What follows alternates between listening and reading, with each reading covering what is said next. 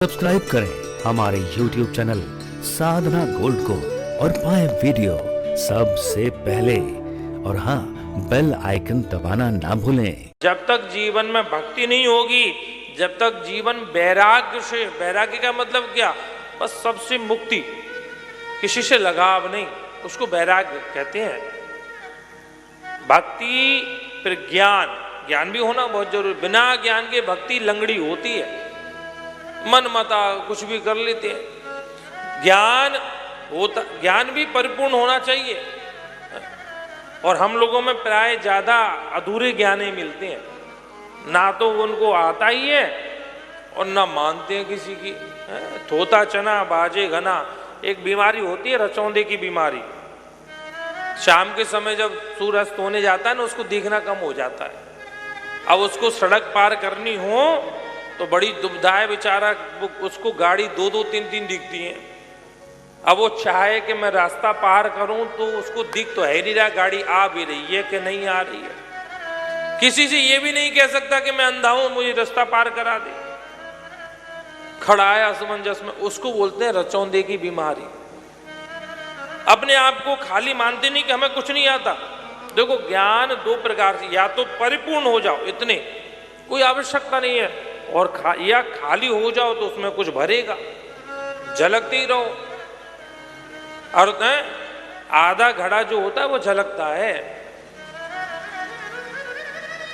तो पहले जानकारी होनी चाहिए।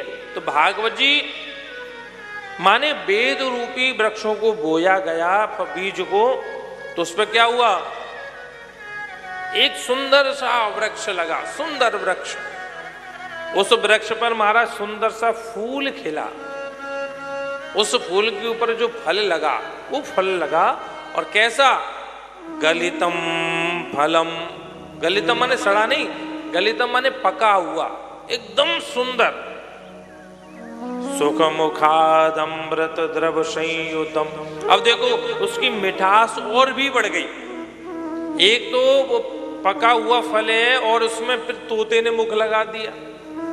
और ये बात बिल्कुल सत्य है, जो बगीचे में फल लगे हैं, उन जिस फल में तोते ने अपना मुंह लगा दिया, या तो ये समझो ये फल पहले से मीठा था इसलिए तोते ने इसमें मुंह लगाया, या ये समझ जाओ जिस फल में तोते ने मुख लगा दिया वो खट्टा रह ही नहीं सकता। फल का सबसे पारखीय पक्षी अगर कोई है तो वो तोता है।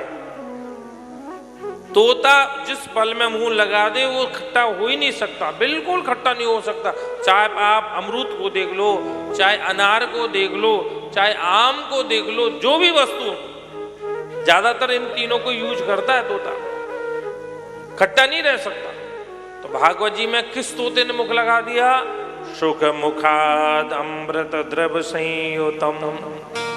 सुखदेव जी के मुख से गाई गई है नहीं, इसलिए सुखदेव रूपी तोता का मुख लगने से अमृत द्रव संयुतम, भागवत जी अमृत से भर गई। अब देखो फल है तो फल तो अमनी आकर के पाया जाता है, खाया जाता है ना फल, पर भागवत जी को खाने के लिए थोड़ी बोलते हैं। किसके लिए बोल रहे हैं, पिबत भागवतम रसमालयम, भागवत को पियो। पीने के लिए क्यों, जिस वस्तु को खाया जाता है, हम लोग अन्न पाते हैं ना, सुबह प्रसाद पाया शाम को नष्ट हो जाता है, दोपहर में रात को पाया सुबह नष्ट हो जाता है। पर पीने, जिस वस्तु को पिया जाता है, और भागवत जी को बोला जाता कि सुनो भागवतम, क्योंकि भागवत तो सुनने की, आप सब लोग बैठ के कथा ही तो सुन रहे हो, क्या कर रहे हो। पर सुखदेव जी ने कथा सुनने के लिए क्यों नहीं बोला, व्यास जी ने, क्योंकि भैया जिस वस्तु को इस कान से सुनते हैं इस कान से निकाल देते हैं कि नहीं निकाल देते, पर जिस वस्तु को पाया जाता है वो हृदय में अंदर जाती है। और लिक्विड जो, जैसे बच्चे जो होते हैं ना, बच्चों को डॉक्टर सिरप ज्यादा देता है, क्योंकि लिक्विड जो होती है, अब गोली खाओ तो गोली अंदर जाएगी, घुलेगी, तब वो अपना काम कर असर करेगी। पर दवाई जो घुली हुई होती है या जो सिरप होता है, वो तुरंत अंदर जाकर के एकदम से दर्द को बीमारी को, परेशानियों को समाप्त कर देता है। इसलिए भागवत जी को बोला पिबत भागवतम, भागवत को पियो, क्योंकि हमारे अंदर जो संसार रूपी कालिमा हमारे ऊपर छा गई है, भगवत रूपी भगवान से दूर होने का जो रोग लग गया है, उसको दूर करने में भागवत दवाई ही समय सक्षम है, दूसरा कुछ नहीं है। पिबत भागवतम, बोले कब तक पिए भैया हम? भाई पीने की भी तो सीमा होती है। अभी यहाँ पी रहे हैं, लगता है कहीं 10, 20, 25 महीना भर बाद कहीं आस पड़ोस में फिर कथा हो तो फिर पहुंच जाओ।